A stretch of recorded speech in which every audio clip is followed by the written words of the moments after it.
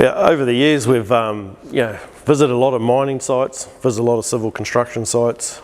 We've done probably a lot more on-site visits at civil construction companies doing on-site demos.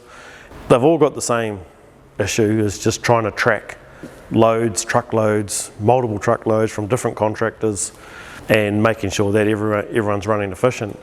And we'll set up for half a day or a day and scan 10, 15, 20 trucks. And the customers will tell us that, oh, they just pay by the truckload and each truck's meant to have, say, 12 cubic yards on. And then we measure them and they've got 8 and 7.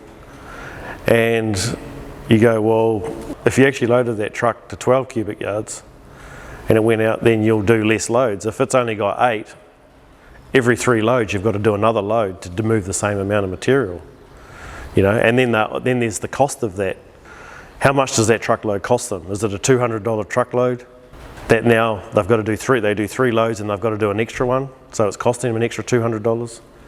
And so these numbers just expand on these big construction sites, especially in the US where they're doing 10 million cubic yards, or they might be doing 2 or 3 million cubic yards. It's thousands of truckloads.